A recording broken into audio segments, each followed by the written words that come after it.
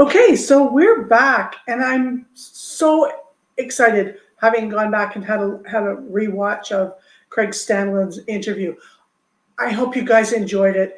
It was jam packed with things that every entrepreneur, actually every person on earth, needed to hear because we are human.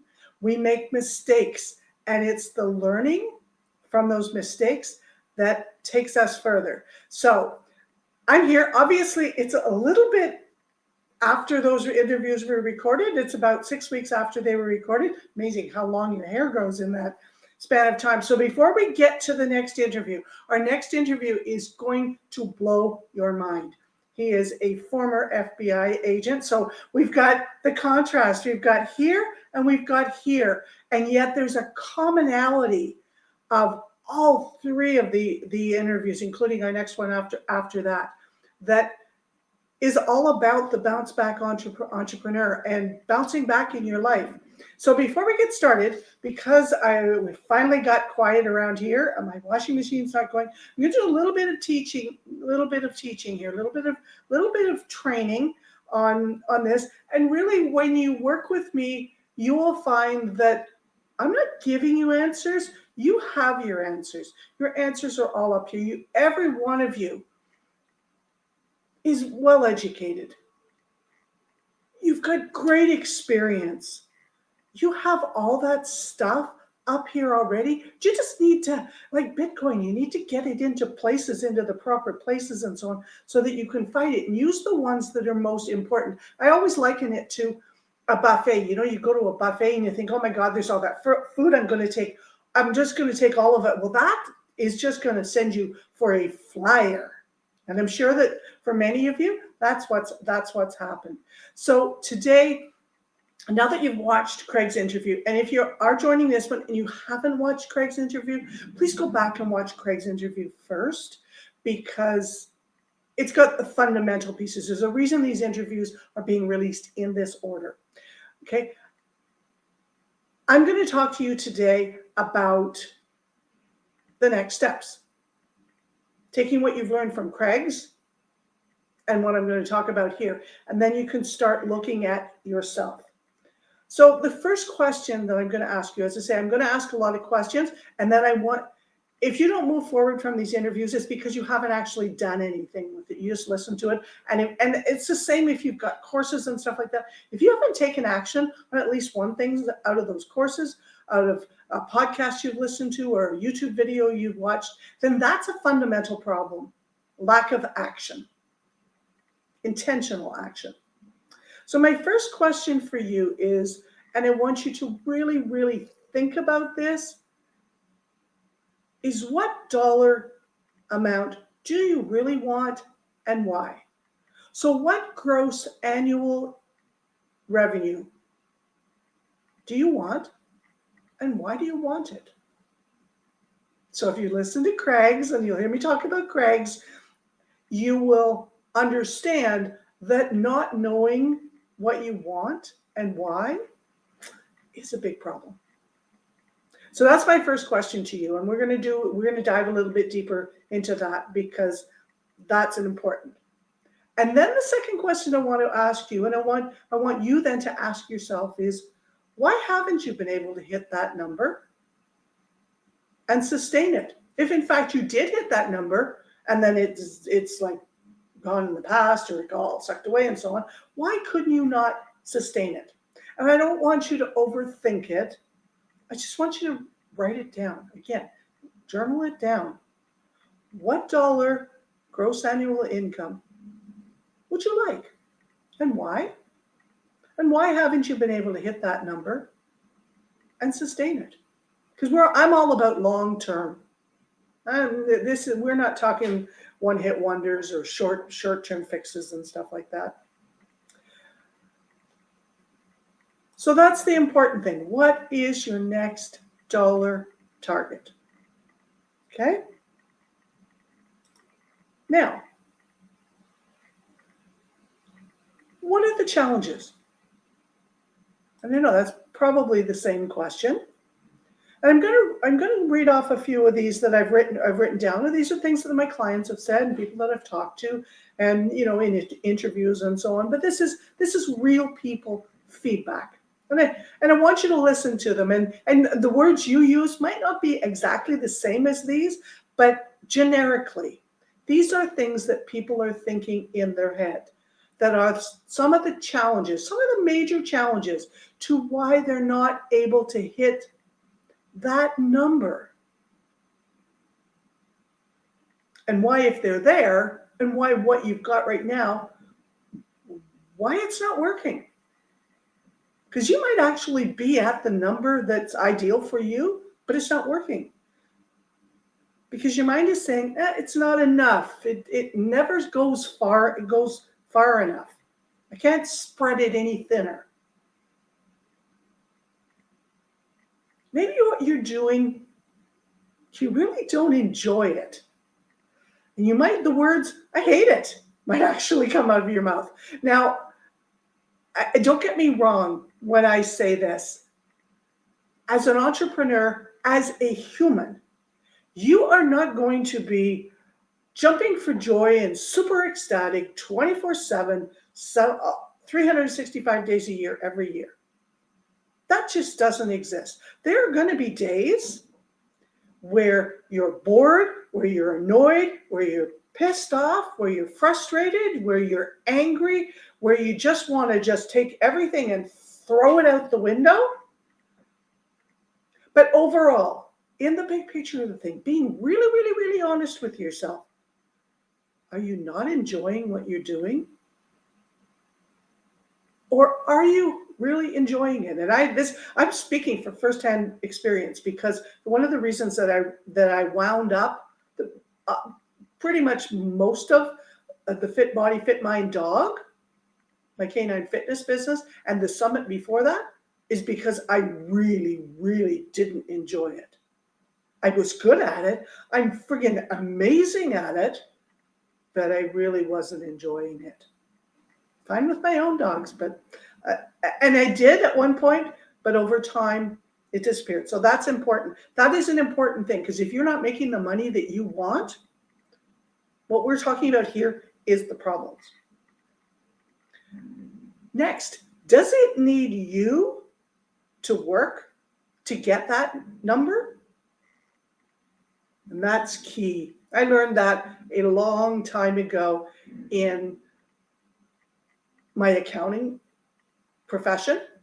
There's a concept in financial statements called going concern, which means that if your revenue sources, and we'll talk about this a little bit later, if your revenue sources, if more than 60% of your overall revenue comes from one source, you have a problem. And this perfect timing for this, we're coming out of COVID, and there are a staggering number of businesses who realize that, oh crap, I have a problem. They've had that problem all the way along, but they didn't see it.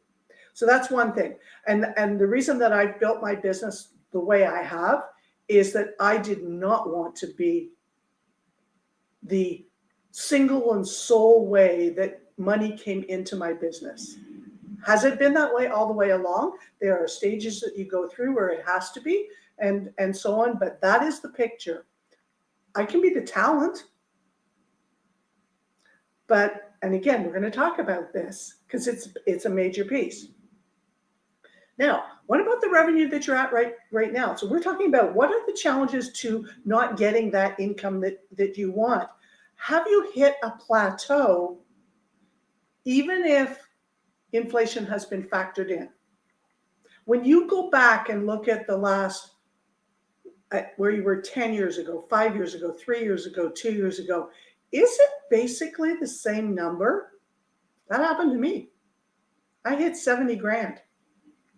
And it just, like that. And there's a reason behind that. And this is something that I dive deeper into in my actual training, in my one-on-one training, in my group trainings, is dive into that why that happens.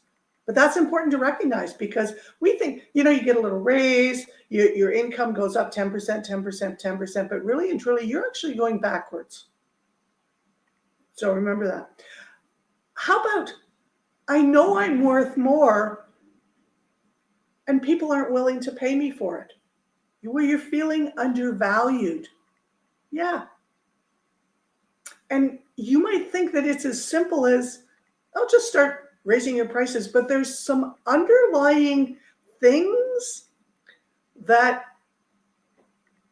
you really need to dig into and start peeling away before you can do that, because pricing is a big, big, big issue in business. And it's all tied to what we think about money. Now, you heard a little bit about it in Craig's. You'll hear about it in Romans, and you'll hear everything I'm talking about here. When you are listening to these interviews, you are going to hear them. You are going to hear the challenges. And what about, you are hitting that income level? Let's say it's an okay income level. You're not quite at the income level that you want, or maybe you are, but you're spending it all. Or, get this, you're hoarding it. You're afraid to spend it. And you know, remember I said everything is up in here? You know that you have to spend money in order to increase your income, but you're scared shitless to spend money in case there won't be enough. Hello, we have a problem. So that's what I want you to think about, okay? Now, what if, and this, I promised you we would talk about this, and we're each one of these we're going to dive a little bit deeper into. Every one of us believes we know what our problem is. And that's the thing about being well-educated, pretty well-educated, lots of experience, all that type of stuff. We actually have that knowledge. So we think we know what the problem is. How many times have I said that to my coaches? I know what the problem is. Well, the problem is you don't be quiet, Debbie, and just do the work and find out what the real problem is. But I learned that lesson. So here's that lesson. Here's that lesson for you. And it's really and truly the reason that I did this whole series, these 3 interviews, to give you the proof, the social proof, that no matter what you think the problem is for you, there is no problem, no obstacle that's too big to get over, get around, or go under, or just simply blow it up and get rid of it. Because these 3 people have done that. And they are living proof that the bounce back entrepreneur is an amazing beast. Like I say, what you think it is really isn't what it is. Now we go right back to the very beginning where I started. What is it that you want? But what is it that you really, really want? Because that's so often the thing that's holding people back, is you actually don't know what you want. And you think you want it. Like, it took me years to figure out, I'm not particularly money motivated. It's never been that way. Throw a bonus in front of me, it's like, why? What? 10, 15, $20,000? That's nice. But that doesn't motivate me to reach further, to go after more of my dreams. It just doesn't. I'm not money motivated. What a 7-week, call it a vacation, at a cabin in the woods without Wi-Fi or anything like that, and the wildlife around me and so on, with a fire that I have to stoke and cut the wood. You got me.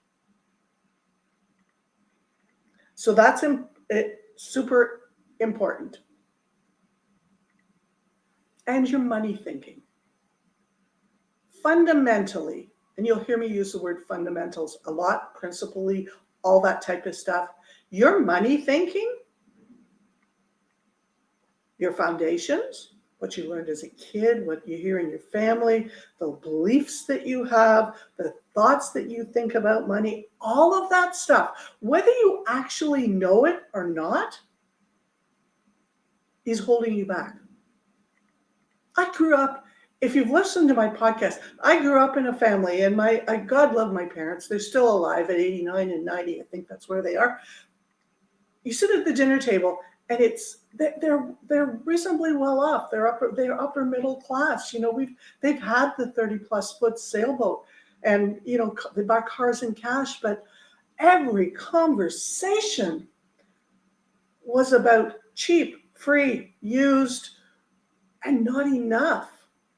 And yes, some of it is a generational thing, but that gets in your head. So we're going to talk about those things. But it's an area that up until just recently, in the last couple of years, people weren't talking about. And now we're just peeling that clam. We're just grabbing the clamshell and we're going, pop! Get that knife in there and pop it open and reveal the pearl that's inside. And a critical strategy. You must have a critical strategy. And for me, this is a reveal right here. The critical strategy, you heard it, Craig talk about it. You must be true to the real you. You have to be true to you. You have to be authentic. And yes, it's a trending word, but inside you knows when you're not being true to you. If you're trying to live life that other people created for you, you'll never hit that number and be able to sustain it and be happy doing it. Have what I call a rich life. Ramit Sethi uses that term. I'm sure he's got it trademarked and stuff like that. But everybody's rich life is different, and that's what I want for you. Is I want you to be building, whether it's through your business, through your side hustle, through your connections in your family, through your inspiration, with other people. I want you to be building a rich life. And boundaries. Boundaries, right? People pleasers, alert, boundaries. And even if you're not an obsessive people pleaser, if you are doing more than your share of free work, if you're giving stuff away, if you're doing coaching sessions or any sort of consultation sessions, and you're consistently overrunning on your time, boundaries. Boundaries are such a key in business, and not trying to be everything to everybody. You can talk about ICAs, your ideal client avatar. You can talk about niching and niching down. But really and truly, at the bottom of everything is for your business to hit that level that you want and sustain it. You have got to understand that you cannot be everything to everyone. I'm talking to here, and this is a perfect example, what I'm doing right here. I'm talking to former professionals, accountants, doctors, lawyers, accountants, Indian chiefs, the professionals, architects, the ones that traditionally have a certification, a professional certification to go in there. I'm talking to them. I'm talking to business owners that have had a business before. So, maybe they're on the second one, maybe they're on an evolution of this one. Maybe it's been here, it's hit the ground, and it's back up. Very specific. Most of my clients are men, but I do work with women. But there is a very specific type, because I know I can't be everything to anyone. Everything to everybody.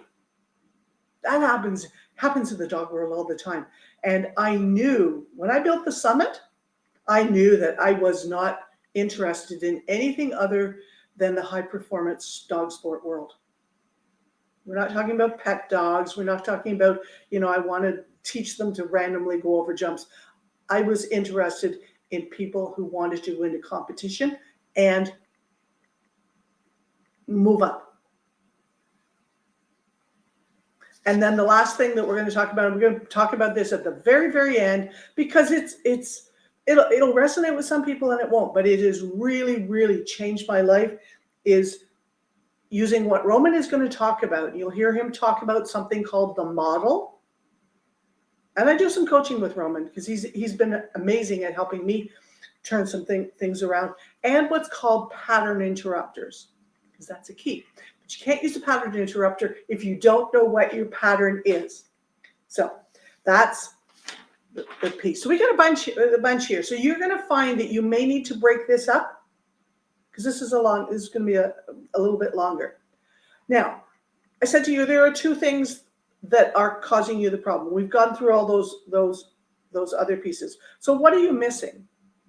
You're thinking, I'm missing something. I got to go do something. I got to go get something. Those tangible things, the things that you don't have. But you have everything that you need right now. Even if you are thinking, I'm going to give you some examples in here. Even if you're thinking, I need to do another course. I need to get another certification or a certification. And unless you're in a specific area where that is a legal requirement, that is not necessary. Don't let anybody tell you that. I am totally self-taught. Every level of success that I've achieved, I've had support from coaches and mentors and stuff like that, but I have taught myself. And I am better at many things, than people that have certifications coming out of their yin-yangs. You think that you need to get on social media or have more likes or followers. People build successful businesses all the time that never go on social media. Is it an extra little tool? Yeah, for sure. But if you hate it, if you despise it, after trying it, okay, that's a caveat. You got to try it because obviously you'll be resistant. Then just simply don't do it. Find another way. There are a gazillion different ways to find people. You think you need to bring on help? Yes, we all need to bring on help. And yes, all of us need to bring on help sooner. But not doing anything because you think you need someone else to do it? Yeah, no. And lastly, you think you need more money. Well, that's why you're here, because you want to increase your income. You think you need more time. Well, when you listen to these interviews, you'll realize that time doesn't fix everything. There are certain scenarios that make your eyes open wide, wide, wide to the fact that your time is priceless, and stop wasting it. Or simple things like, I don't have a photogenic face. Hello? I don't have perfect lighting.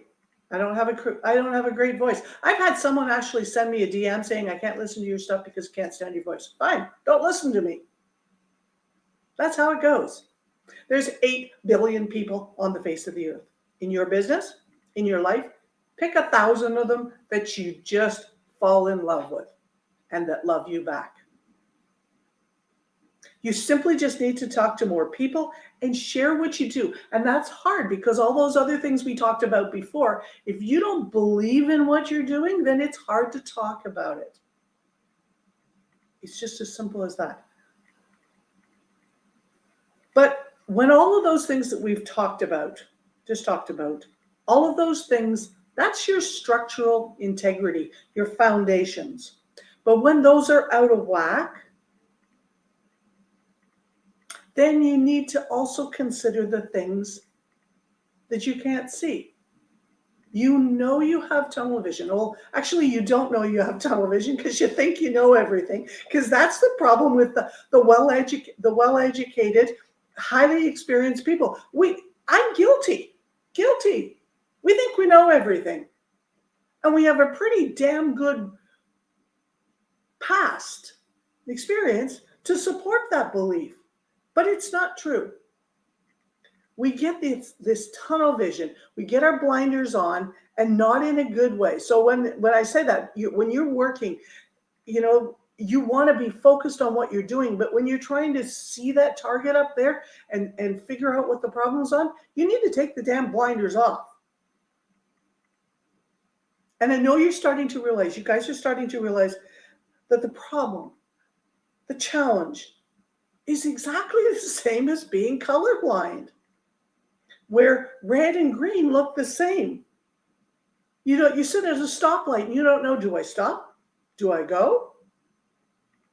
And yet the answer is right there in front of you in that yellow box. Green, I don't know which way they go. Red, yellow, green. Yeah, red, yellow, green. They're right there. Your answers are up there. And this is the same with this. Because you're colorblind, because you're tunnel focused, because you've got your blinders on, you can't see the solutions out there. Others can see it. The guy over there in the car who's not colorblind, he can see the red, green, and yellow. The guy in the truck can. Pedestrian walking down the road can see it. Dogs can't. But all those people can see it, but yet you can't see it. So you need a new set of eyes to help you see what you want. So what I want you to do right now, so I promise you, I made a commitment that I'm not going to go over about 30 minutes of training, because so we can get into Roman's interview, is I want you to rate your business's structural integrity. And if you don't have a business, or it's not right there, just do it for your life, okay?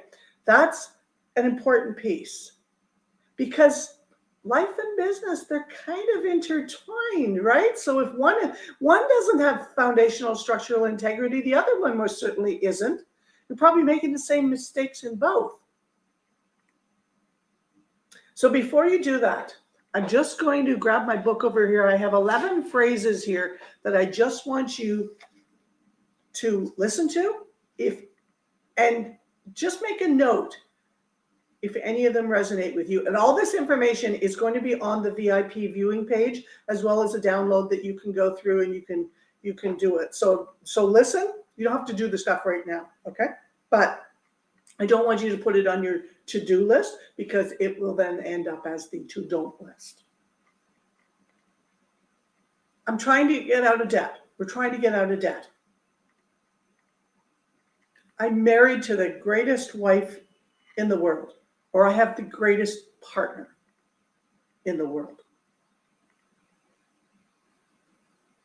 Even with help, I'm falling further and further behind on work, and the money just isn't coming in.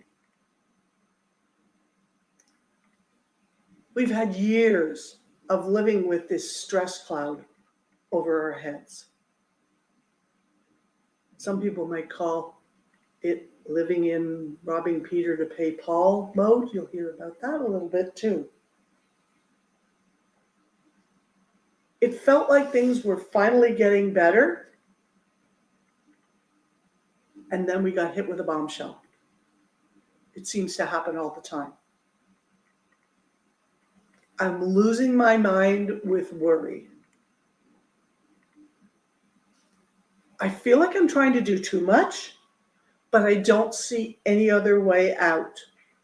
Are any of these resonating with you guys? Yeah, these are things that my clients have said. I feel like the world has chewed me up and just spit me out. Been there. It's like, okay, so I'm a chewed up piece of gum on the sidewalk. How do I get there? Every day feels like I have a yoke around my neck.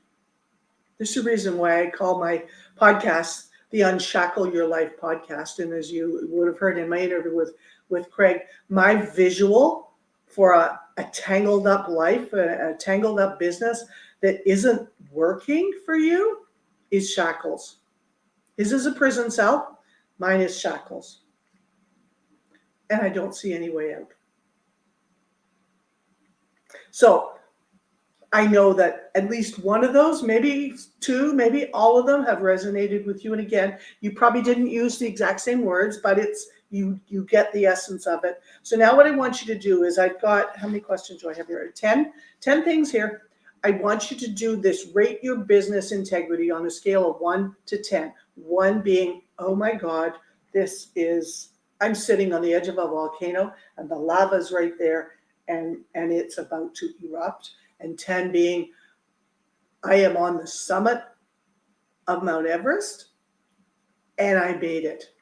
And I am looking forward to what I can do next.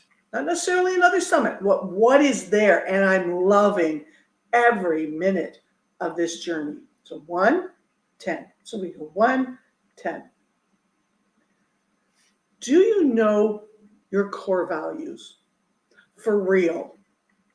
And you'd be mind boggled how many people actually think they know what they are, but when they do some exercises that we do, they realize that, oh crap, that's why that. And do your daily habits and behaviors jive with those core values more than 90% of the time? For real. So if you say you have a core value for fitness and wellness, and every day you sit down and have a Coke and a chocolate bar, we're a little out of sync. There, you end up with conflict. And the conflict happens up here, and it affects your income. Do you make decisions that feel wrong, but you just can't put words to what that feeling is? Craig talks about that. Roman talks about that. Jackie talks about that. I refer to it as my gazoo, my inner gazoo. Fred Flintstone, his little gazoo guy, that guy sitting on the shoulders, whether it's women's intuition, gut instinct, sixth sense, whatever, you know it's there, but you cannot put the words out there. Are you working or living in a self-imposed silo because you can't, you won't, or you don't get other people's perspectives? And that's because somewhere inside, you're ashamed of something, you're embarrassed about something that you've done, you'd be humiliated, you think you'd be humiliated if someone knew, you feel like a fake. Some people call it imposter syndrome, but honestly, it's just you feel like a fake. If my clients, my customers, family, friends knew the truth, I'd be ruined. Are there recurring patterns in your life or business that feel like you just move from crisis to crisis? Now, we know as an entrepreneur that it's all about solving problems. But I'm talking about crisis to crisis, where you go, it's like you always seem to be at the bottom of the barrel or in that abyss, or crevasse, trying to find that safety line to get yourself up. And those problems or those things that keep happening to you, they feel like another one of those. They all have a similar undercurrent to them. It's just like the last one. Number 6 is, if you stopped working, what would happen to your life or your business? Your family. When I say life, I mean family. Your lifestyle. Are you the little boy who's got his finger jammed in the dike in Holland, plugging the hole to keep the ocean from flooding Holland? And if you pull your finger out, everything breaks? It's ruined? Are you that person in your business? In your family? And not that it's ruined, but let's say if in your family, if you're the only income earner and something happens to your job, what happens to your family? And again, we're coming out of COVID. There's millions of people who are in that scenario right now. So we want to be a little bit preemptive here. Number 7, does your business model or your lifestyle resonate and live from your core values? That was something for me that was a fundamental turning point in my life. I knew way back when I always wanted to have a business that I could work on my own schedule, from anywhere in the world. I knew that for sure. Technology wasn't available early on to be able to do that, but I knew that. So when I was in corporate contracts and so on, where I couldn't take off for 5 or 6 weeks to go be outside, I couldn't work at the times where I was most productive. I couldn't work outside. I had to be stuck in an office. All of those things, I was in conflict, because my number one core value, you guys have heard me talk about it, is variety and uncertainty. I know it's really weird, but that is my number one core value. And all of those things were in conflict with it. So internally, I was always in conflict, which meant I could never get to where I wanted to because I was fighting myself. Do you have different streams of income? Do you have different price points?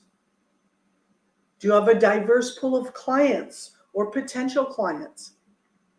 That's important, because you heard me talk about going concern. All those things are critical pieces in your business. If you don't have those, or you think you don't need them, then you have a fail point. What annual gross revenue feels good for you? Write down a number. And there's a reason why I'm having you do this. I know we did something very similar, but that's an important piece. And the very last one in this is write down the first thing that comes to mind when I say money is blank. I'm not saying blank. So money is. You write down the first thing that comes to mind. Do not edit it. Just write it down. And with that, we're going to move on over to Roman's interview. It's a little bit of a caveat. I know we've done 37 minutes of training here. These are new interviews for me. I haven't yet mastered the art of being able to get the introduction so that I'm actually looking at the camera. So I'm and meeting and so on. So yes, I am reading the introduction. But they knew that. We talked about that beforehand. I was going to edit it out, and then I thought, you know what? I've got more important things right now. So yes, reading the introduction. I hope you enjoy, and I will not be back at the end of this. But remember, VIP viewing page. Everything is there. Take your time. Don't put yourself under pressure to jam this all in. I want you to really get the power of these interviews and the power of what I'm talking about, because once we're finished the interviews, we're going to come back and talk about how we're going to start moving forward from then. Okay? With that, here you go.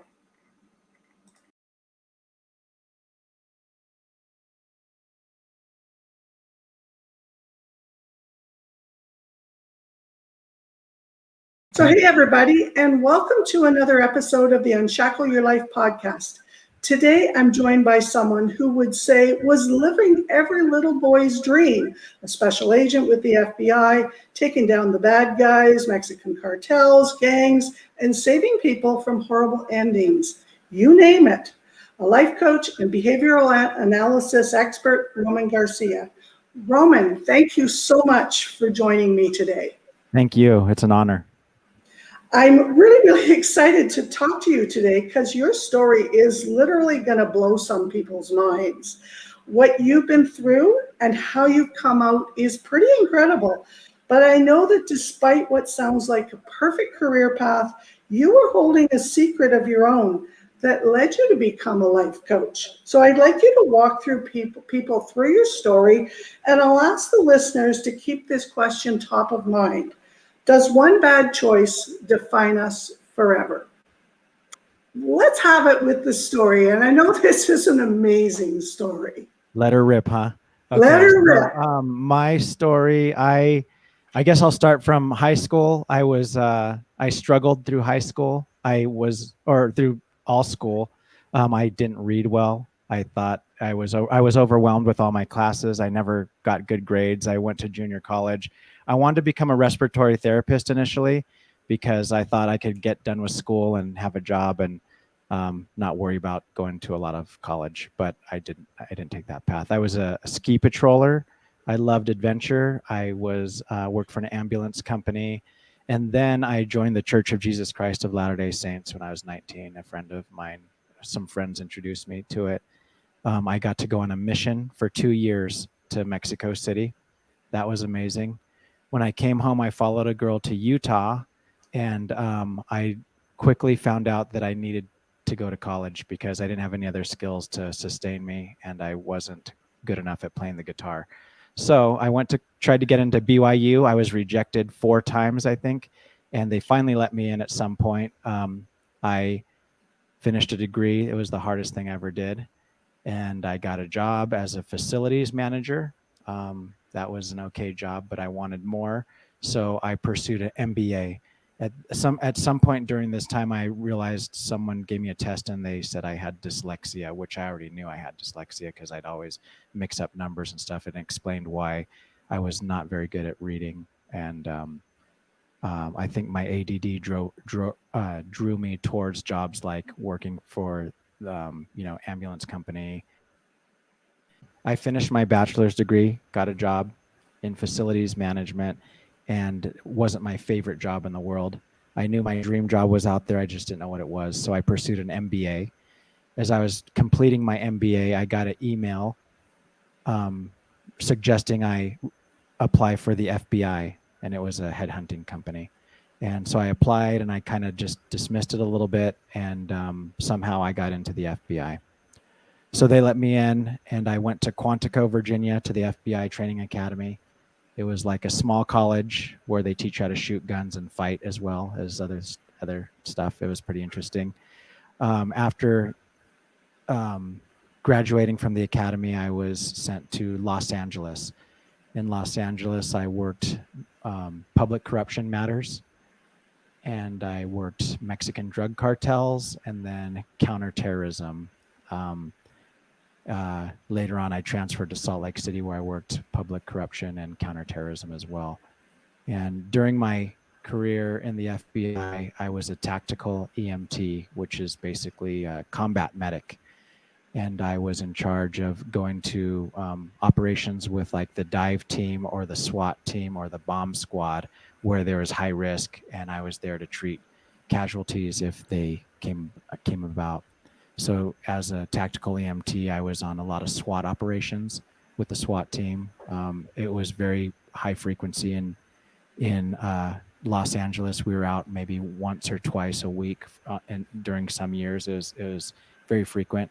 I was on the ground at the San Bernardino shootings while they were going on. We were called out, and then we staged, and then we had a lot of jobs to do during the San Bernardino shootings in California. I was called to other active shooter situations like at UCLA, LAX, and I staged for the Santa Monica College one too. So it was kind of it was pretty interesting. Let's see. I think I was so that's the successful stuff that people like to hear. Yeah, that's the crazy stuff, right? Yeah. So aside from my professional life, I think what defines me most are the mistakes and failures I've had, and the setbacks. So the reason I'm here is because of those things. I identified with having a pornography addiction when from early on. I enjoyed it when I was a little boy, and then when I became a member of my church and married, it was something that caused me a lot of shame and guilt, and couldn't really, just shame, guilt, isolation, stuff like that. It ultimately, I made a choice to have an extramarital affair, and it was kind of the kill shot to my marriage. I kind of wanted to end it somehow. I wasn't sure how. I guess I'm not sure. I don't know the psychology fully about it, but I made that choice. So during this, what we were going through, my ex-wife wanted to go stay with her parents, which was natural. And she said she would go and leave the state for a couple months and then come back when this was resolved. When she got there, a couple months in, she sent me a message stating from her lawyer stating that she's never coming back. And I was new in my career, fought it, and basically I lost my children at that point. I looked at it as kind of like a legalized kidnapping. It was the worst thing that ever happened to me, losing my children.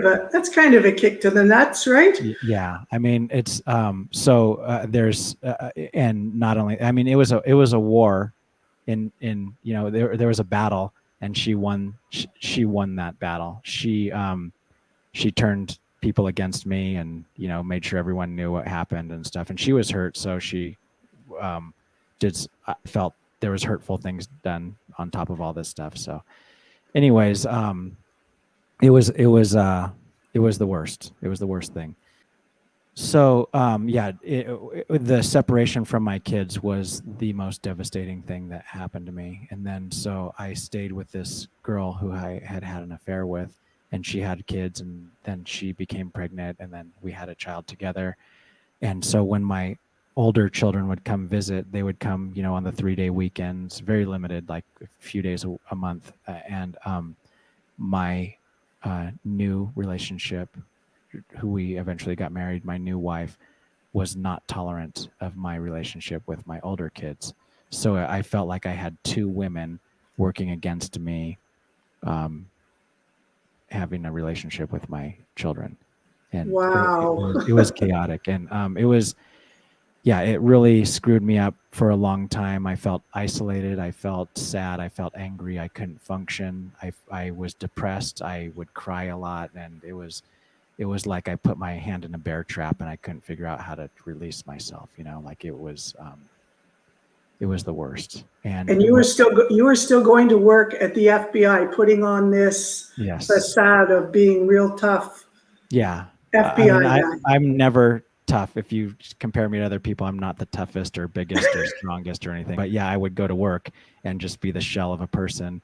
And so that kind of taught me a lot about what people go through. People, you go to Starbucks and you're in line, and I feel there's people there who don't want to live the rest of the week, or there's people who don't know how to pay their mortgage, or there's people who they're battling an addiction or something like that. So all around us, there's people who are suffering. But that was my affliction. I felt stunned, and I felt helpless, and I didn't know how to find a way out. Like I said, I went to therapy for a decade.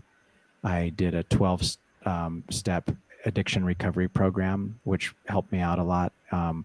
I went to church every week. I prayed. I was seeking. I remember just coming home every day and sitting on the edge of my bed after, unloading my weapon, putting my weapon in the safe, and taking off all the stuff that I carried, handcuffs and ammo and badge and stuff like that.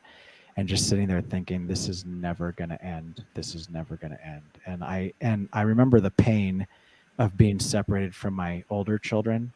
And I didn't want that pain to end. I wanted it to stay in me, to motivate me to change and to get close to them, and to establish a relationship with them again. So that's what I So your second wife, she's the one with the borderline personality disorder. Is that correct? Allegedly, yes. Allegedly. Yeah, we know, but we don't.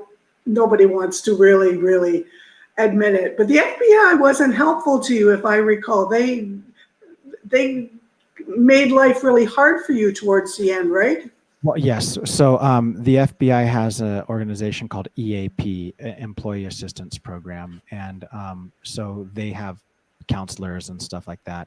And so, the end of the story is I came to, not the end of the story. One milestone is I came to Salt Lake City, and it seemed to me that, coming from California, like I said, San Bernardino shootings, Mexican drug cartels, Sinaloa stuff. Like there was stuff I was part of takedowns and operations that have gone down in history, and not that I'm the one doing it. I'm part of, a group of Part of a hundreds of team. agents or whatever. But coming to Salt Lake, there's not as much terrorism as you could imagine. There's not as much espionage or cartels. I mean, there's still bad stuff that happens, but it seems like the office was filled with people looking to justify their existence or whatever. So, anyways, I was singled out, and people decided they wanted to try to fire me. And so I thought, no way they could fire me. This, whatever, like I was put on a probationary 90-day thing, and I was like, okay, well, I don't have any other skills besides being an FBI agent. I'm not an accountant. I'm not a lawyer. I'm not an engineer. I can't just fall back and like get some cushy job or whatever. So I need this job. I'm a single dad. I have 2 little boys that I'm taking care of, plus my older 2 kids. And so it was, it was a wake up call for me to so I was doing my best. And one thing that you'll know about me when you do some research, I'm not the best agent you'll ever meet. By far, I'm not the best, but I am 100%, 1,000% not the worst agent you'll ever meet. And I did not deserve to be let go, but I was let go. I fought it. I went to Washington, D.C. I hired a lawyer from New York. He and I went up there and went line by line to go over everything. But it turned out that they weren't as, they weren't what I thought they were. They weren't the brand I thought they were. And so they let me go. And that was humiliating. That was, I lost my pension. I lost my, it was hard. I saw the writing on the wall long before. And I was trying to, at this point I had started transitioning into learning about life coaching. So and with my religion and everything, I'm Christian, and I knew that bad things happen to good people, like bad things happen, and it's just part of life. And hopefully someday it all works out and it all has meaning and we all get better from it. So I left, and since then I've become a private investigator working with people, and it was uncanny, but I started running into men in the same situations that I was in, people like in very bad relationship situations that needed help, that, successful, handsome, educated men that were just brought to their knees by some custody issue or something that, their wife tried to get them arrested or something like that, like really, really bad things. And so anyways, I did that, and then I was able to become a certified life coach. I had always had an interest in psychology through the decade of therapy that I put myself through and the mess that I was, and I felt like I wanted to reach out. But the life coaching seemed a lot different than therapy. It was kind of like actionable. Instead of just talking about my problems, they didn't really care about my problems or my past. They said, hey, this is where you're at now. What are you going to do in the next 24 hours to make yourself feel better? And it was like actual things I can do, steps I can take, and ways to manage my mind to change everything. So it's kind of like steered my ship to a whole different destination. And so now I feel like I've found an answer, and it just took a short amount of time. So as a life coach, now I work with people and I tell them, like, I can show you in about 3 weeks what it took me more than a decade to find. And a lot of us have this burden that we're carrying. And, I'll go through the list and try not to repeat it over and over. But, there's obesity, there's diabetes, there's anxiety, there's fear, depression, dysfunctional relationships, there's smoking, there's drug addiction, there's, sitting on your phone too much, addiction to Netflix or pornography. I mean, we all have them. Like, if we just take a second and say, if I could get rid of one burden in my life, what would it be? And we all have those things. And some of them are really holding us back. They're holding us back from making money. They're holding us. I mean, that's just the measurable one, money.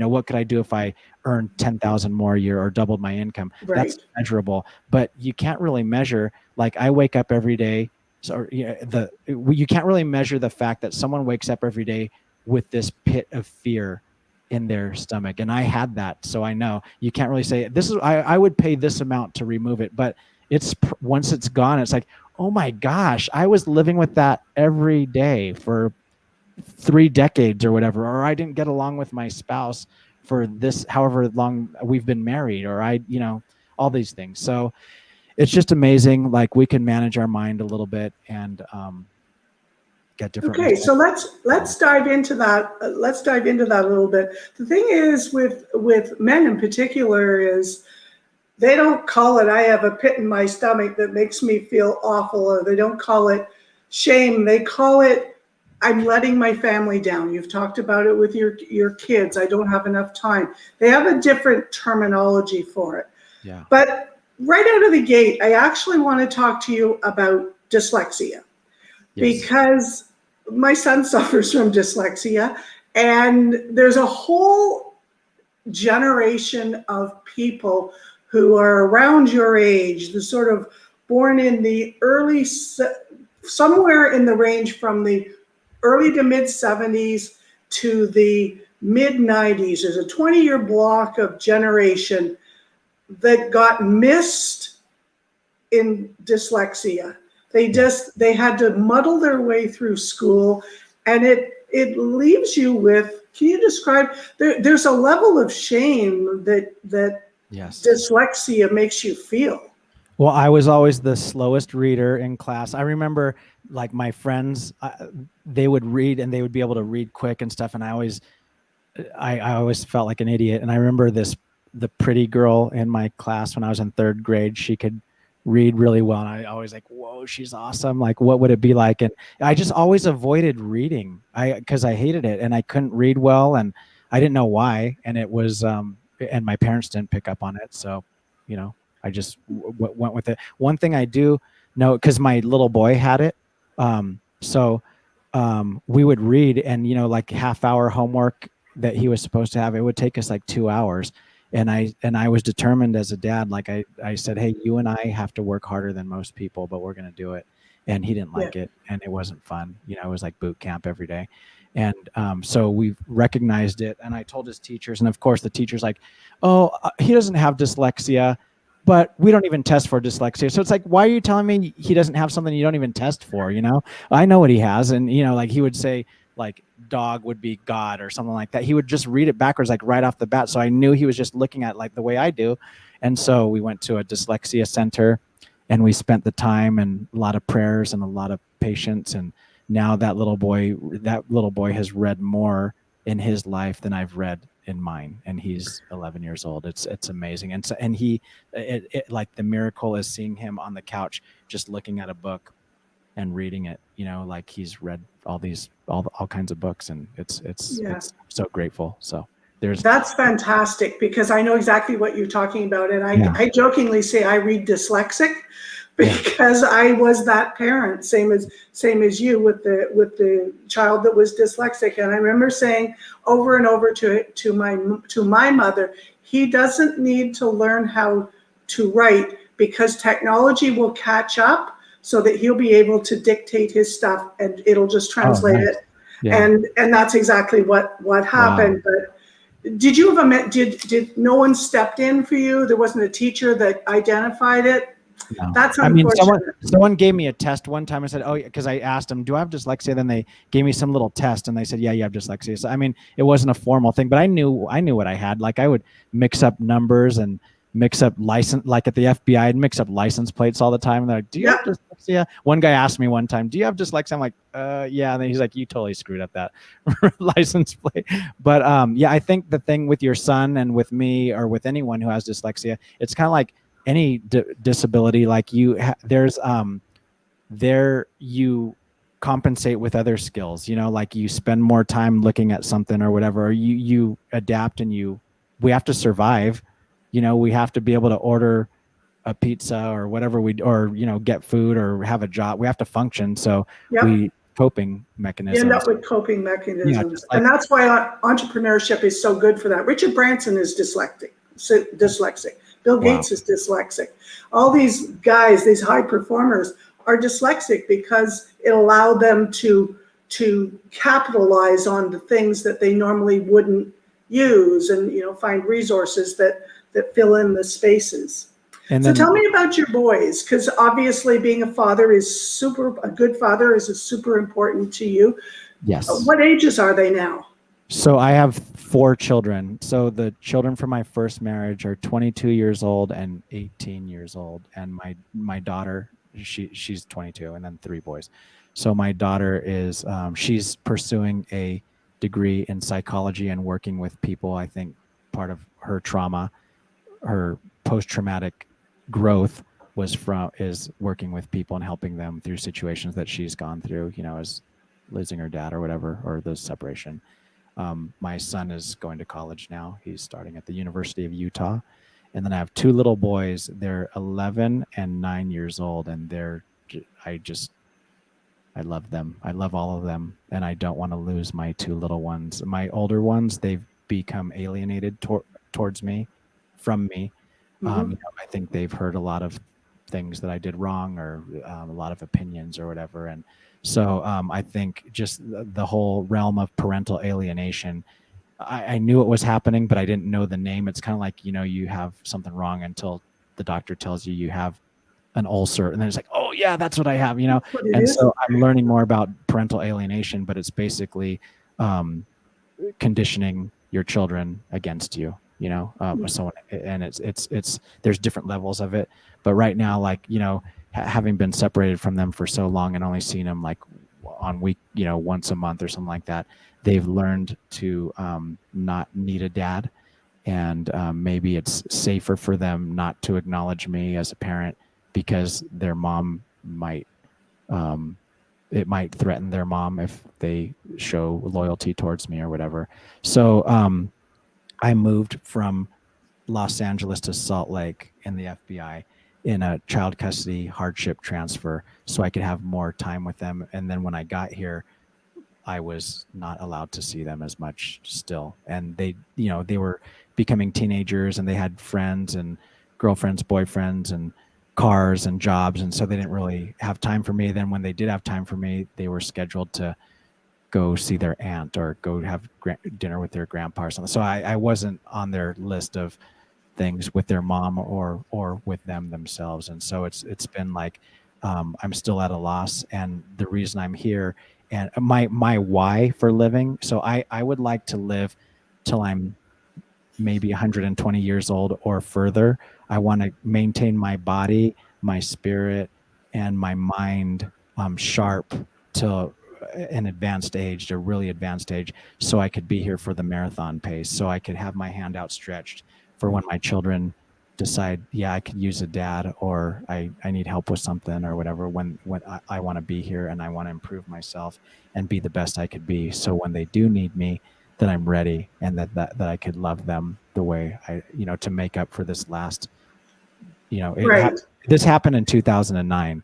So it's not long period of time, but it's been over a decade, and I want to be ready for when they're ready for me. Right. And there's so many people in that situation where the children are being used as pawns in some juggling control act between parents.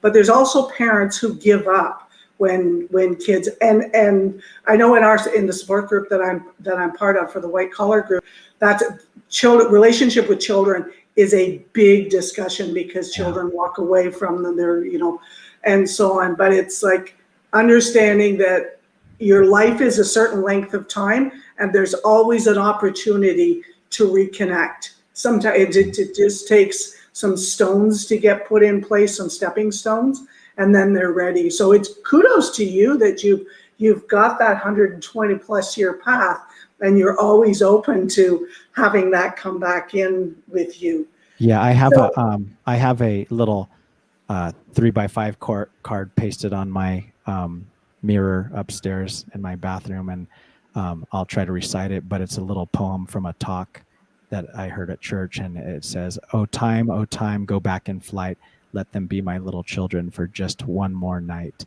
And cool. And underneath it says something like, the point is, it's never too early and it's never too late to lead and guide and walk beside your little children, because families are forever. So right. That's what I'm hoping for. Yeah, and you're showing them a great path. So my next question is, I know that there's somebody listening to this interview, and they've Googled you a little bit, and they've heard your story now, and they're saying, if you're a behavioral analyst expert, why didn't you see what was wrong with the woman you married, and why did you get yourself into this position if you have that expertise? What do you say to that person? Well, my expertise came like in, and I'm not an expert. I was assigned to the behavioral analysis unit. I'm not Einstein or whatever, but that was just my job at the FBI for a couple of years towards the end of my career.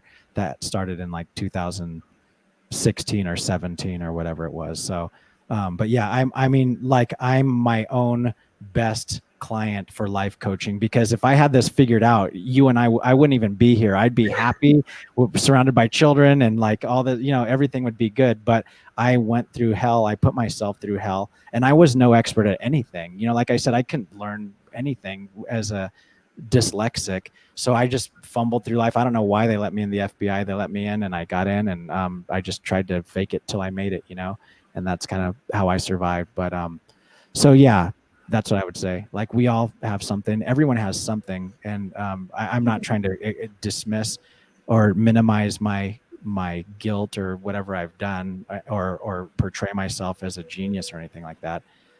It's just my path, and we all have different paths, and sometimes we survive them, and sometimes we don't. Sometimes we succumb.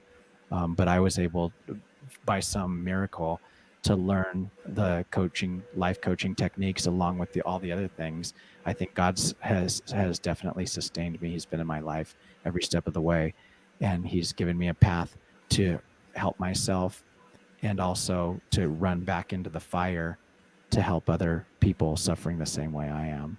So that is super. You actually just answered my next question. Okay, good. I'm trying to answer all of them. I'm trying to guess what all your questions are. Okay.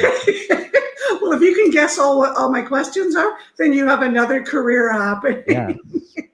I feel like it's a circus.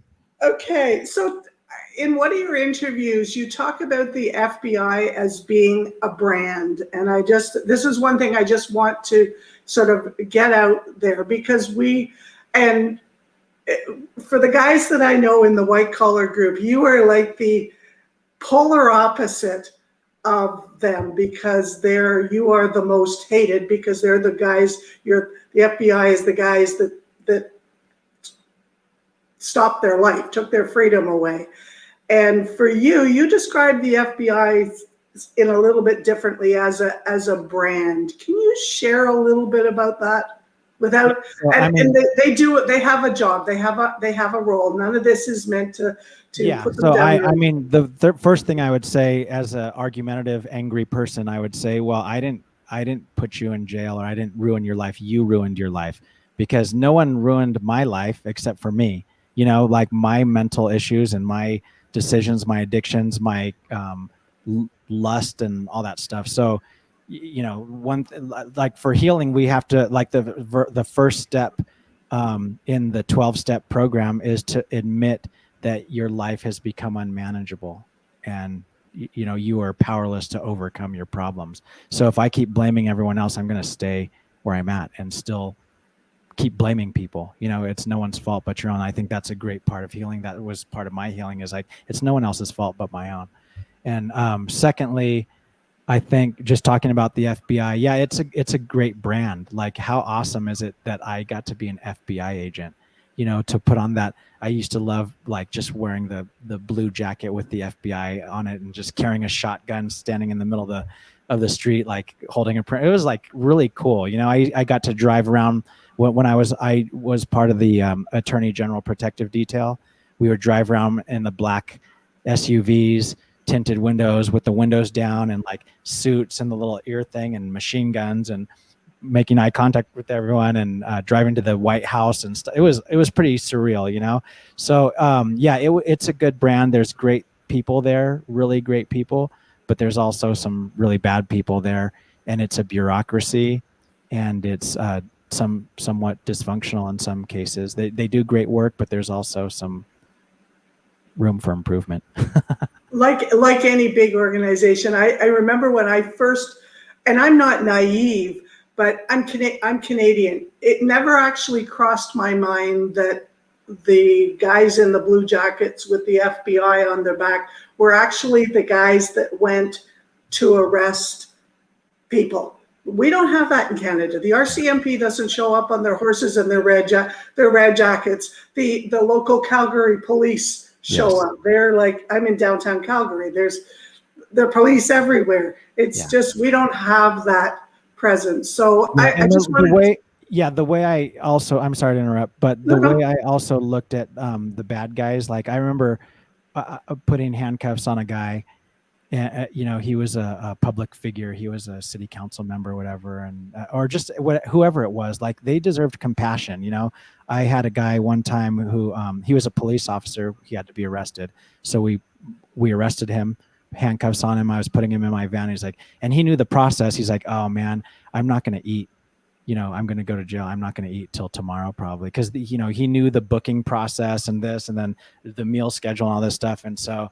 I said, okay, I'm going to give you my lunch. And so he had handcuffs on, and I was feeding him whatever I forgot what, maybe a sandwich or something like that. Then I gave him a drink and gave him some snacks and like just tried to feed him and stuff. And so I just, like, the way I felt with people that I was arresting is like, I had done worse things in my life than someone committing some kind of fraud for money. Like in biblical times, I would have been stoned to death for the things I did, and that was the only bad thing I've done. I'm a sinner. I've done bad things throughout my life, like who knows? And these guys were at the wrong place at the wrong time, and they got caught. So why am I better than them? They're my brothers and sisters, and they just made bad decisions. That doesn't define them. And especially being from a place where I was so I was excommunicated from my church. I was ostracized. My friends turned against me.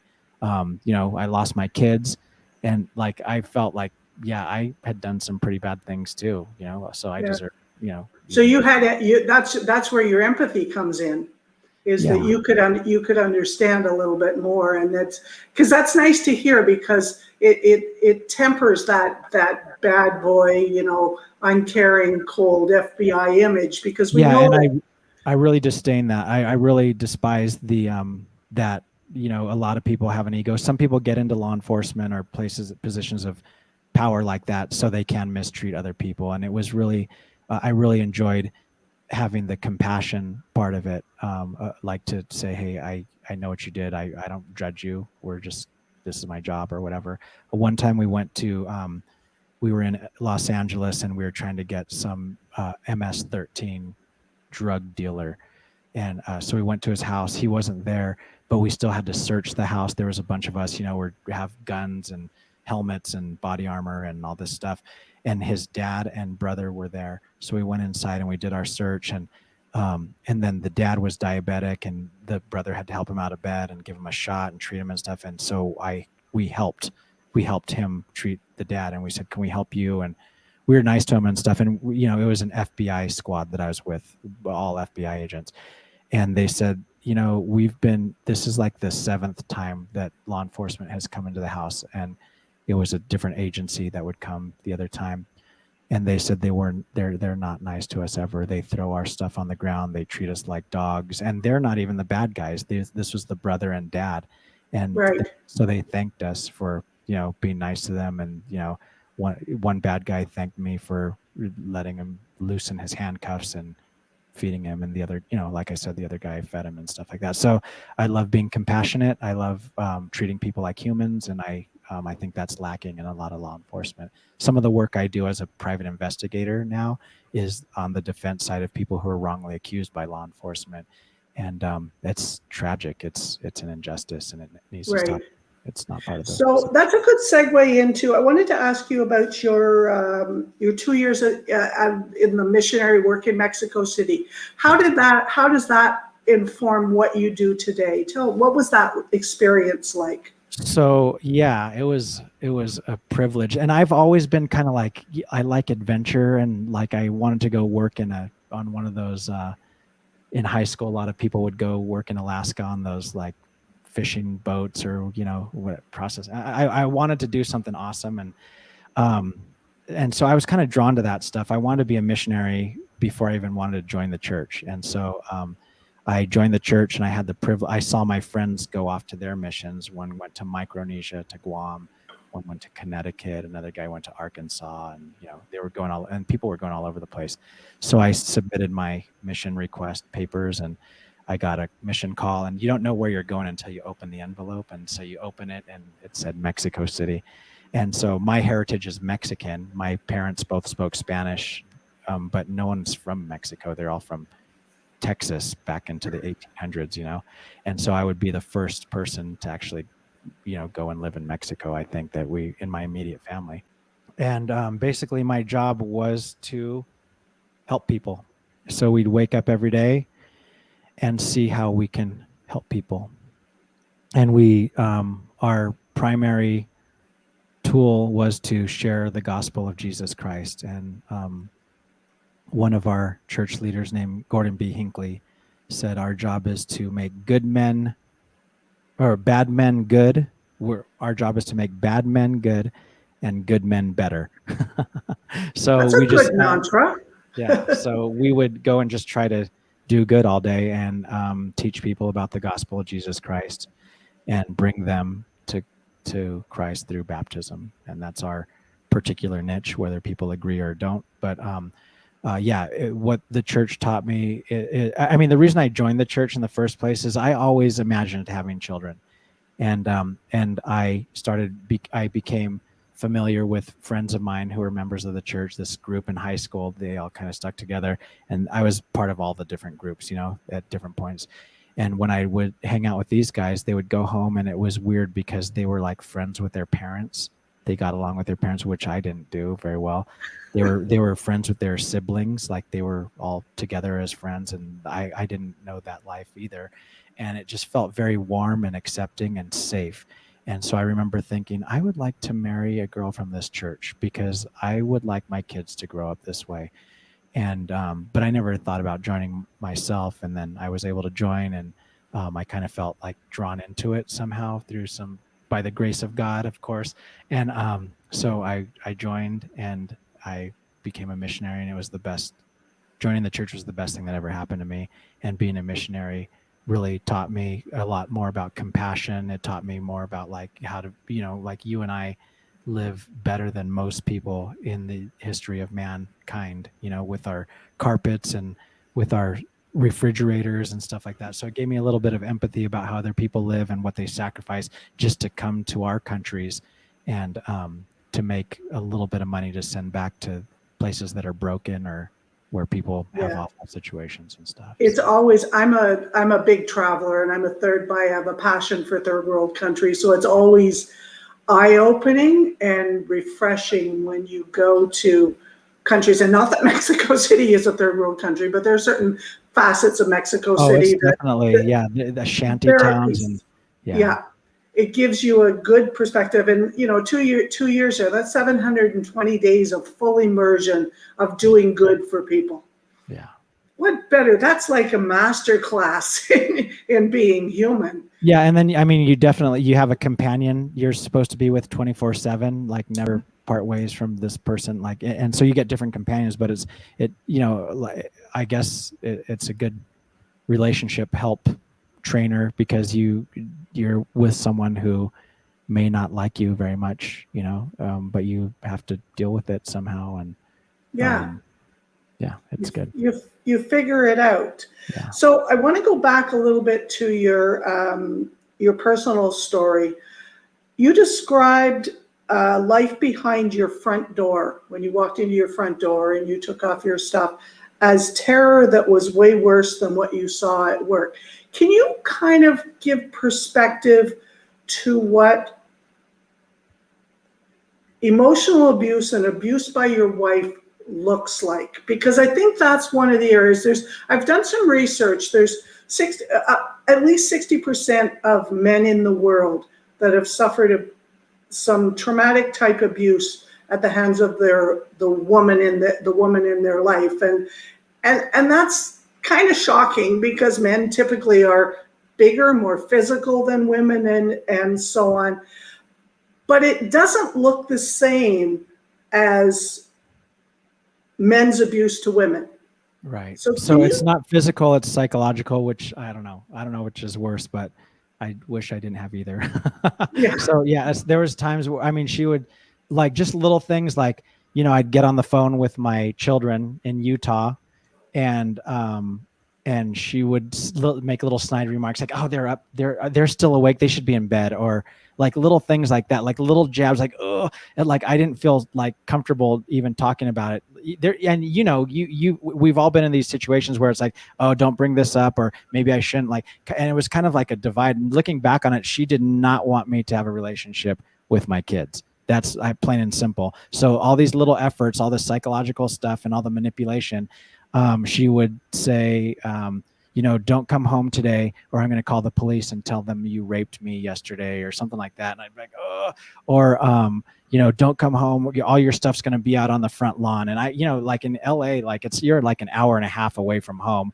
And, even though it's 30 miles away or whatever.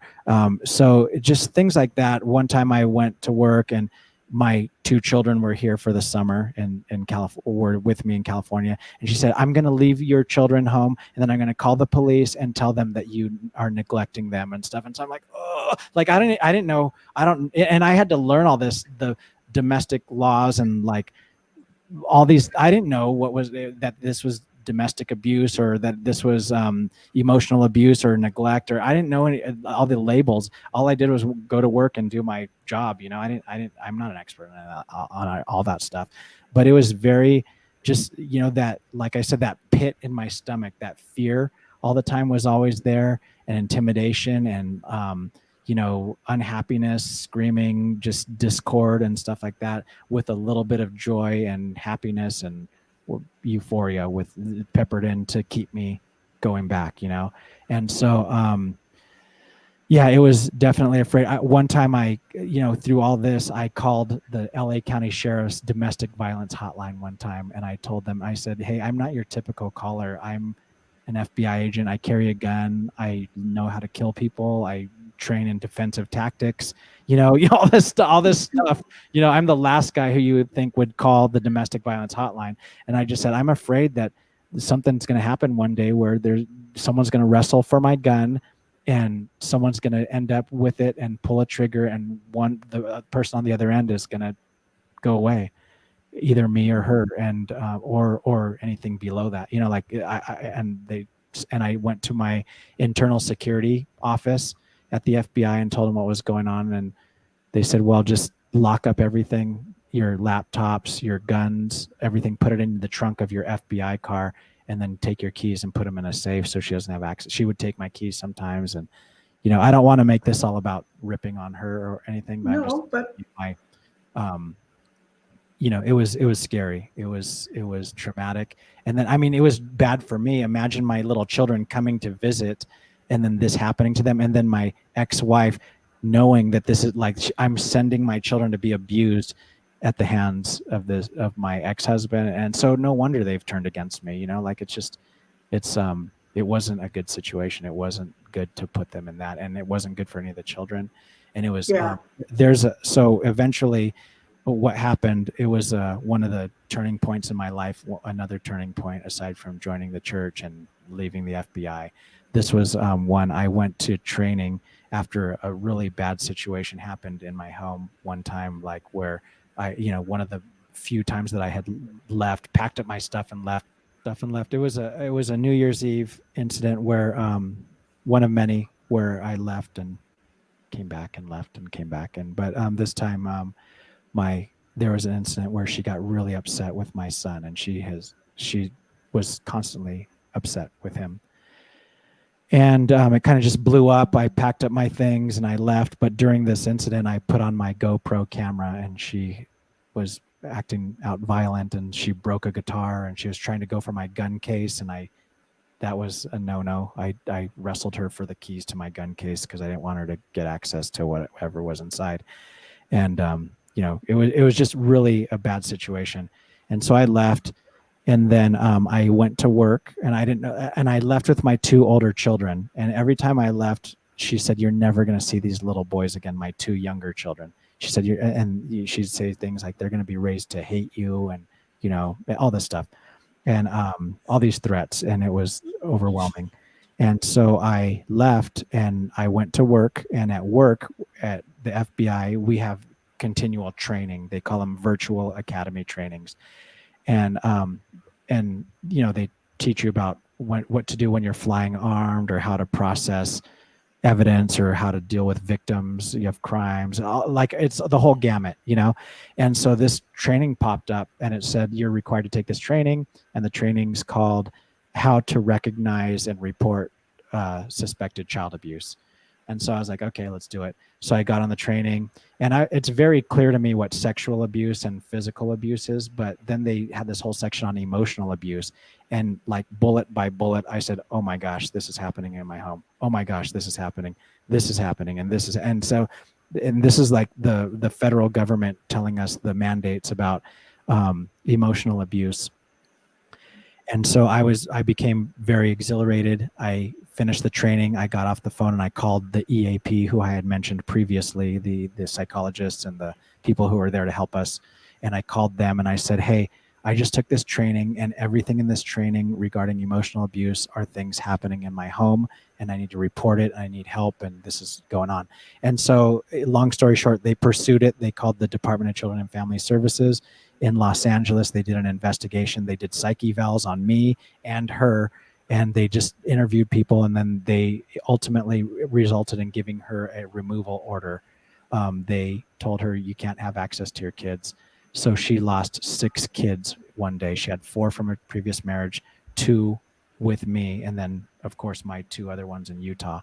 So we had 8 altogether. And she couldn't have her kids anymore. And so it was hard and tragic. And I remember a quote from John F. Kennedy, because I had tried, you know, obviously you try, ask, please don't get mad, please stop yelling, please don't be violent, please be nice to my kids. John F. Kennedy said, those who make peaceful change impossible make violent change inevitable. And that might be the case with some of the people, you know, in white collar crimes or whatever, you know, like we go down this path and something happens and we cannot undo the consequences that come. And, you know, I don't like what happened. And, you know, so that's. But that is, thank you so much. I know that's not easy to share that, and we want to be respectful of the other people involved. But I think it's important for people to hear that this is a real thing, and this goes on in people's lives, and so on. So, and it's tough as a man, because especially when you have guns and stuff, is that the level of impulse restraint and impulse management from wanting to physically react to that and so on is astronomical, because you know that you're stronger than the woman in most cases, and women fight nasty. They fight with nails, words, and they bite. Yeah. That's what they do. So I don't want to belabor any more on that. Thank you so much for sharing that. I really do. So how do you use life coaching with yourself? Because obviously you've had lots of opportunities to use life coaching with yourself. What's your go-to? How's it changed your life? I'm back. Yeah, you're back.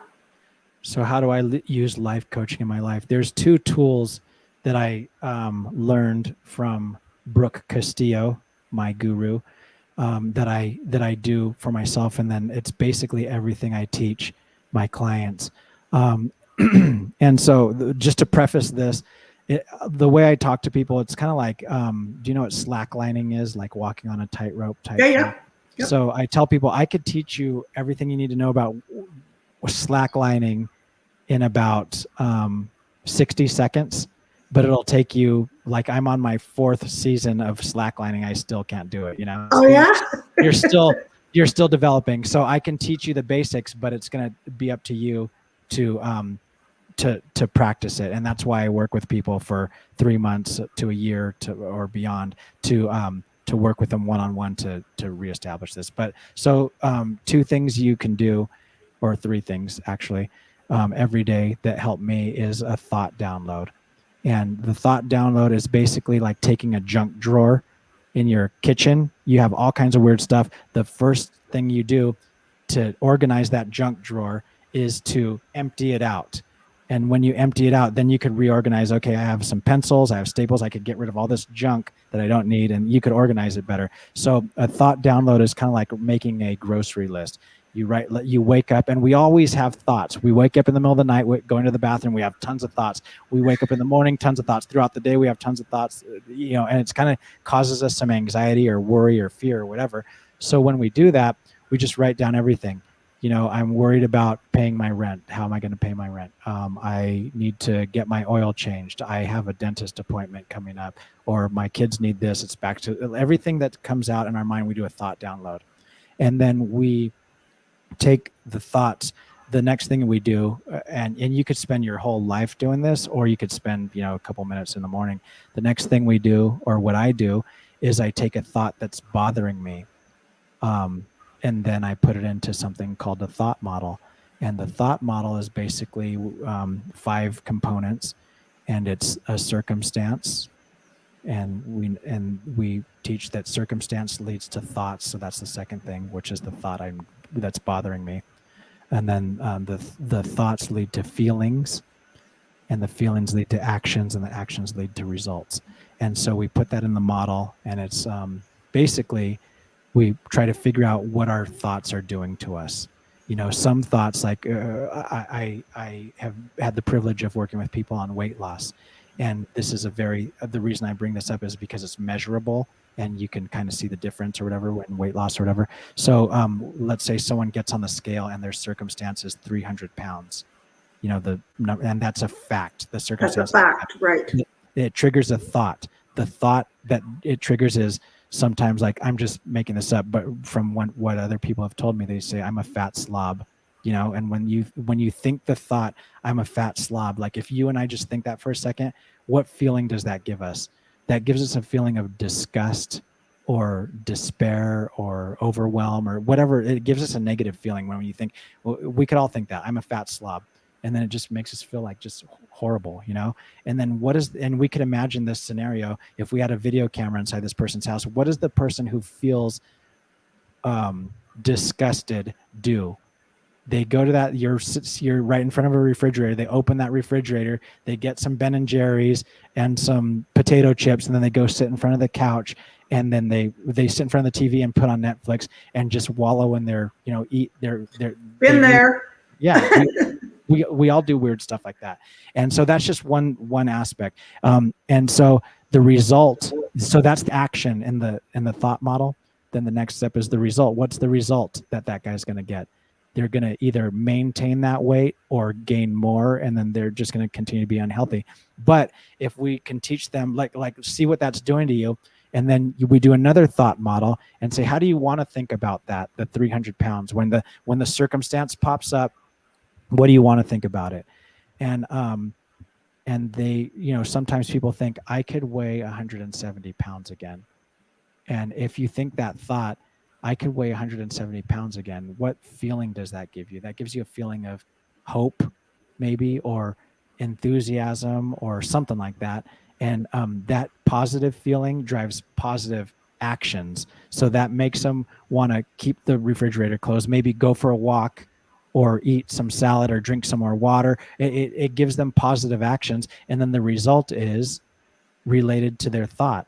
I could weigh 170 pounds again. That is just that's so simple. Nothing changes. Circumstance is exactly the same. The reality is the same. It's just taking a different thought, and then it drives a different thought. I mean, I could work with someone in one session, and this is someone who, like, for instance, I had a guy who had for 3 decades, he was struggling with his relationship. He's been married 36 years or something like that.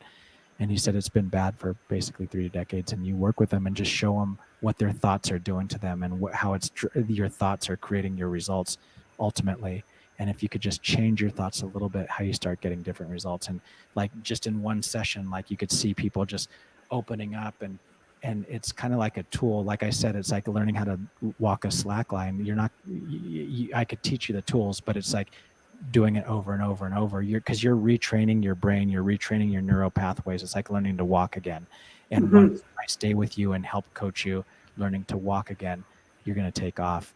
And so And you do that for yourself, right? You use the same thing every day. And it's kind of like putting on a lens, like like you've seen those videos where people put on the lenses where they could see color all of a sudden when they're colorblind, and it's like your whole world opens up. You see things differently, and then you start thinking picturing what other people's thought models are.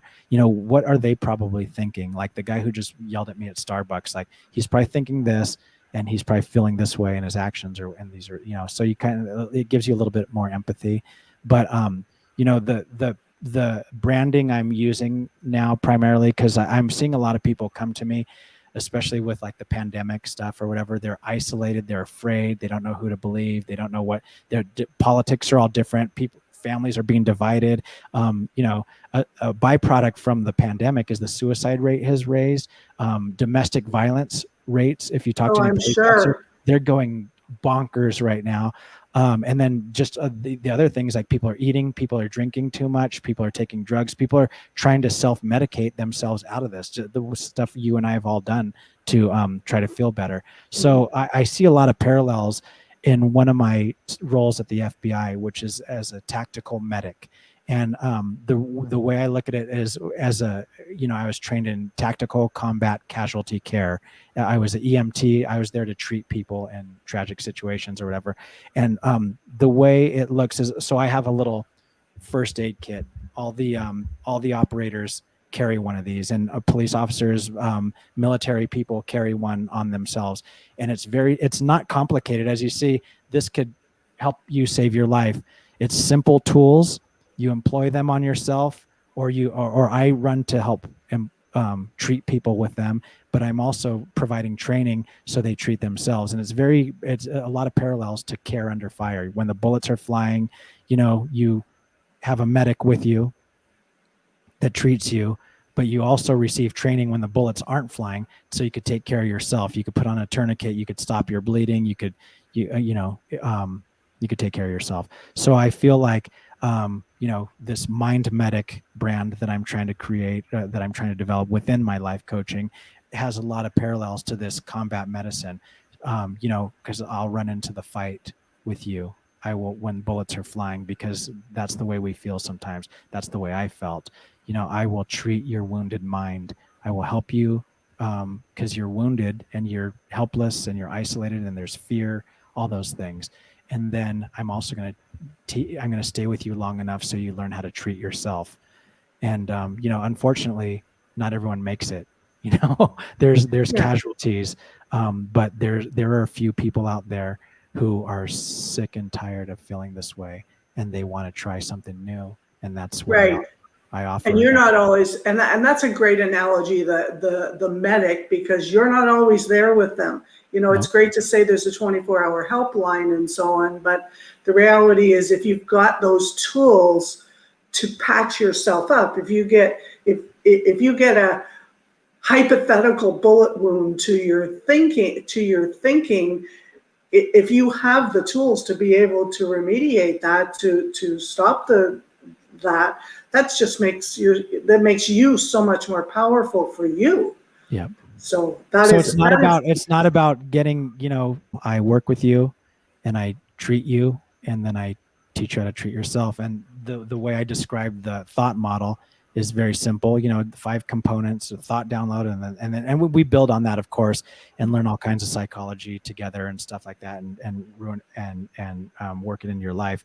But it's very simple. The tools are very simple, as are the tools in combat medicine.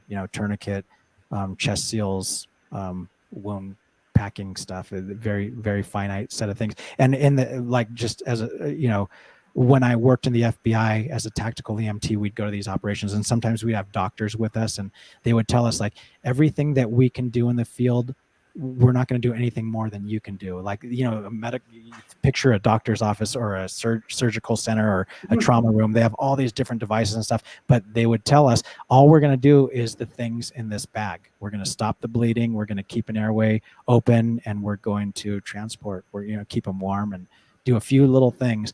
And if we can do those few things in our lives, in our mind, we're going to be able to survive and thrive and treat ourselves. And then what I love is when my clients teach this to other people, because they say teaching is learning twice over. And so I have clients who are like calling their family members or teaching them the thought model, or teaching them, teaching their kids and stuff like that. And it's amazing.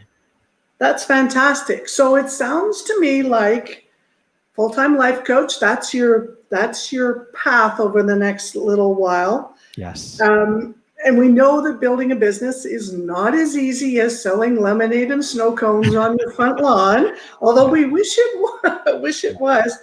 So what's the big goal? What do we expect to see from you over the next 5 years? I just want to keep doing this. I want to coach full. Right now I have my side hustles. I'm a private investigator and trying to, make ends meet and support my kids and do my thing. That's a challenge. We've got to make ends meet. Yeah. So in a nutshell, what would you say from your whole story? What is the biggest lesson that you've learned? The biggest lesson is that we don't have to give up, I think. I'll need some time to think about that, but I think that's, there's always hope. And I think, let me develop this for a couple seconds, but I think the biggest lesson is that I could think whatever I want to think today, and I could feel however I want to feel today. And that's a real thing. And it's everything we do in life is because of a feeling that we have, whether it's good or bad, like whether we choose to, a lot of sicknesses we have are lifestyle driven, lung cancer, throat cancer, or whatever, or because of our environment or whatever, or the relationships we have. All the results that we have are because of the thoughts we have, the houses we live in, the children we have. It all originated with a thought. So if we could use our thought like a lightsaber in Star Wars, we can do some great things. We could use it. That is a fantastic visual. So how do you think men can, I've got just a couple more questions as we go. I've got 2 more. How do you think men can start supporting men better? I think the best thing we can do, and I look at this, like, again, the mind medic thing, like we're in battle, like whether it's the COVID or politics or whatever we're fighting our own health or relationships. We're in kind of like a war zone sometimes. And sometimes we feel that way. I think the best thing we can do, training up an army, is to train ourselves up, to get ourselves fit and sharp and strong and prepared. And it doesn't mean physically. I mean, it could mean physically. That's important too. But our minds need to be sharp. Our minds need to be not cowering, and we need to, put on this armor. They talk about the armor of God in the Bible, with the helmet and with the breastplate and with weapons and with boots and stuff like that. And we do the same thing in the FBI, and people are doing it in the military. And we can do that with our minds, just to shore up the weaknesses that we have and to annihilate them and to learn how to manage them. And they're going to come. I'm not done being afflicted or overwhelmed or hurt in my life, but I could handle them differently now when they come. Perfect. That's actually the end of my questions. So we did really well, considering I had 4 pages of them. So I want to just wrap up a bit. A good friend of mine said that the only person that can steal your freedom is you, in the choices that you make. And I really want everyone who's listening to really get that, because you've been talking about this all the way through.